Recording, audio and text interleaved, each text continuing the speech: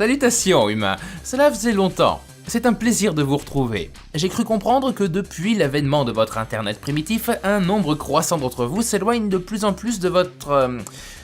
comment vous l'appelez déjà ? Ah oui, la télévision. J'ai donc mené mes petites recherches et j'ai compris pourquoi. Là, lové entre les journaux et les jeux télévisés, se trouve l'incarnation de la bassesse. Des émissions médiocres conçues dans un seul but, pousser le dimat à regarder pour avoir le loisir de critiquer autrui. Sans parler du voyeurisme décomplexé, doublé d'un drama quasi quotidien. Les exemples pullulent et vous-même êtes probablement tombé sur la lie de la créativité et de l'humanité en allumant le poste. En quelques années, la télé est devenue le refuge du navrant et le terreau des plus sombres aspects du genre humain. Un business beaucoup trop rentable pour que les producteurs responsables de ces horreurs télévisuelles cessent toute diffusion. Et dans leur volonté d'avilir toujours plus l'esprit des téléspectateurs, ils en viennent à imaginer des concepts parfois extrêmes. Voici pour vous une petite sélection des pires programmes terriens diffusés sur le petit écran. I want a famous face. Nous sommes tous insatisfaits d'une partie de nous-mêmes, un petit quelque chose que l'on aimerait parfois modifier. Mais de manière générale, il vaut mieux ne pas trop chercher à changer, comme le prouve I Want a Famous Face, une émission de télé-réalité américaine diffusée entre mars 2004 et juin 2005. Son objectif ? Donner à des anonymes l'apparence d'une célébrité. Ainsi, ces derniers expliquent à la caméra pourquoi ils veulent changer de tête et de boobs pour ces demoiselles et ce qui leur plaît chez leur idole. Les candidats, ou devrais-je dire les cobayes, doivent alors passer l'épreuve de la chirurgie esthétique, le baiser du bistouri, la caresse de la lame, bref, la pénétration du scalpel pour un bon charcutage en règle, avec un résultat souvent en deçà des espérances.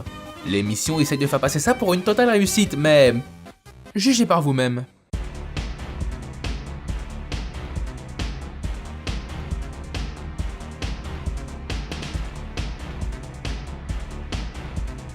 On ne va pas tourner autour du pot pendant 8 heures, c'est tout simplement raté. Ces personnes n'ont fait que sans les dire. Pas étonnant que l'émission n'ait duré qu'une seule saison et j'ai envie de dire tant mieux, car le message envoyé à la population n'est vraiment pas fameux. Car n'oubliez pas, humains, comme le dit si bien la québécoise Lise Bourbeau, chacun de vous est aussi parfait qu'il peut l'être en cet instant. Et si cela vaut pour votre personnalité, cela vaut également pour votre corps. La seule personne à laquelle vous devez ressembler, c'est vous et personne d'autre. Regardez, moi, je n'ai jamais été aussi fier de ressembler à ça que depuis que j'ai vu la tronche du capitaine. Hey! Et c'est pas bien d'écouter aux portes? Je vérifie simplement que tu fais bien ton travail. Mais oui, bien sûr. C'est ça, hein. Bref, tout ça pour rappeler que, comme le dit votre pub pour site de rencontre, si vous n'aimez pas vos imperfections, quelqu'un d'autre les aimera pour vous. Alors, pensez à être vous-même. Kid Nation. La télé-réalité est probablement la pire des productions possibles pour le petit écran. Mais le plus grave dans l'histoire, c'est quand on place au cœur de ce monde ignoble des enfants. Kid Nation est une émission américaine produite par Endemol et diffusée par la CBS entre septembre et décembre 2007, dans laquelle un groupe de 40 enfants, âgés de 8 à 15 ans, devait créer une société viable dans un coin paumé du Nouveau-Mexique. Les mômes étaient séparés en 4 groupes nommés districts, reconnaissables à leur couleur. Une épreuve, différente à chaque épisode, déterminait la classe sociale des groupes et donc la répartition des tâches. On trouvait la classe supérieure, qui n'en faisait pas une, les marchands puis les cuisiniers, dont je vous laisse deviner l'activité, et enfin les travailleurs, qui se chargeaient de tout le reste comme s'occuper des animaux ou nettoyer. Le tout s'accompagnant évidemment du salaire adéquat. Comprenez que le salaire le plus haut revenait à la classe la plus élevée. Message véhiculé aux enfants ? Pour gagner dans la vie, il faut écraser les autres. C'est tellement beau! Les participants n'étaient bien sûr pas en totale autarcie non plus. Les adultes supervisaient l'émission, mais leur but était de faire du chiffre. Ils ont donc cherché à créer un maximum de drama en scénarisant le show. Les jeunes devant alors jouer la comédie, en plus d'effectuer les tâches qui leur incombaient, la question du travail des enfants était posée. Mais ce n'est pas tout. Les parents ont dû signer un accord comme quoi ils renonçaient à toute forme de poursuite en cas de pépin. Je vous laisse admirer la chaleur du texte. Je reconnais que le programme peut se dérouler dans des lieux dangereux pouvant exposer le mineur, l'enfant donc, ainsi que les autres participants à de nombreux dangers insoupçonnés et incontrôlables, ainsi qu'à des conditions pouvant causer chez le mineur de graves blessures corporelles, des maladies ou la mort, ce qui inclut, liste non exhaustive, une exposition générale à une chaleur ou un froid extrême, des dangers liés à l'eau, des crevasses, falaises et éboulements, et rencontres avec des animaux sauvages ou domestiques, actes de Dieu, etc. Rassurant, non? Et puis, il y a cette histoire d'acte de Dieu. J'imagine bien la scène. Oui, madame, votre fils s'est fait mettre un coup de boule par une météorite venue de l'espace. C'est triste, mais il s'agit d'un acte de Dieu. Oui, cette figure paternelle, emplie d'amour, de bienveillance et de miséricorde, a estimé que votre enfant manquait de fessées et a donc jugé bon de prendre les devants en lui latant la gueule comme il se doit. Hey, t'as l'esprit inventif aujourd'hui. J'imagine que ça s'est pas produit. Non. Mais certains ont quand même été blessés.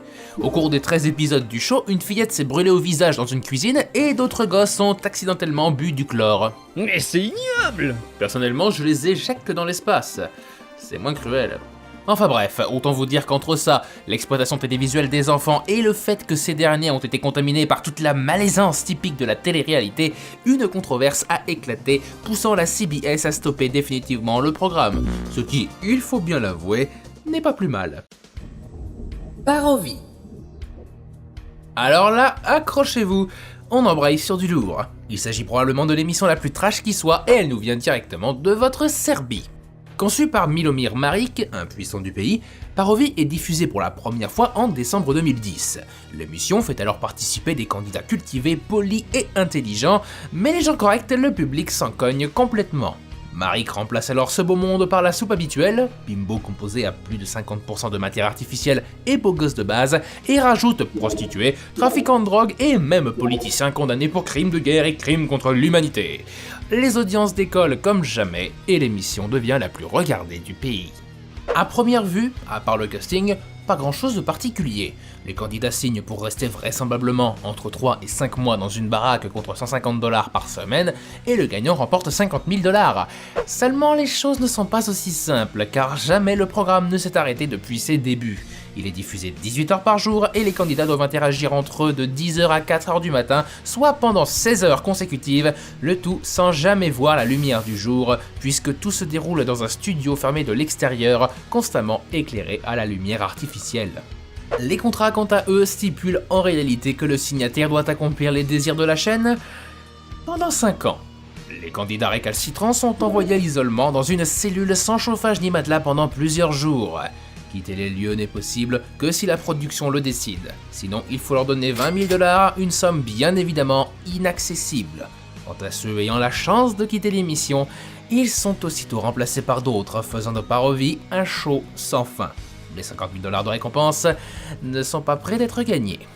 Dans de telles conditions, les candidats sont à bout, et il arrive que de violentes bagarres éclatent sans que la production ne fasse grand-chose.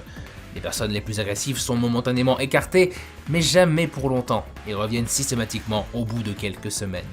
Un ancien d'une certaine émission intitulée Secret Story, connu sous le nom de Zeljko Stojanovic, un Français d'origine serbe, a même dû s'échapper en crochetant une serrure pour quitter ce qu'il décrit comme un enfer avant de fuir la Serbie. C'est d'ailleurs grâce à lui que l'on connaît mieux les conditions de vie des candidats. Et le pire dans l'histoire, c'est que ce show est toujours à l'antenne au moment où je vous parle, et ce n'est hélas pas près de s'arrêter. The Big Donor Show. Imaginez la même année que Kid Nation, également produite par Endemol mais cette fois aux Pays-Bas, The Big Donor Show fait polémique et ce avant même sa diffusion. On apprend en effet que le plateau va accueillir une candidate, Lisa, atteinte d'une tumeur au cerveau et souhaitant offrir ses reins. 3 autres personnes, des malades sur liste d'attente pour recevoir une greffe, vont devoir chacun leur tour raconter leur vie. Pendant ce temps, les téléspectateurs voteront par SMS. En fonction du vote et des anecdotes racontées, le donneur va décider qui recevra ses organes après sa mort. Autant vous dire que l'indignation est générale. Puis arrive le jour de la diffusion. Tout semble se dérouler comme dans n'importe quel show télévisé, mais alors que la donneuse s'apprête à révéler son choix, le présentateur annonce que l'émission est un canular. Si les personnes en attente de greffe sont réellement dans cette situation et que tout est vrai les concernant, Lisa n'est qu'un personnage interprété par une actrice et tous étaient au courant de la supercherie. L'objectif réel de l'émission était en réalité de sensibiliser le public à la pénurie d'organes disponibles, entraînant hélas le décès de nombreuses personnes ne pouvant de fait pas recevoir de transplantation à temps. Et l'objectif a été rempli, puisqu'un mois et demi après la diffusion de l'émission, le ministère de la Santé a annoncé que près de 12 000 personnes s'étaient enregistrées comme donneurs.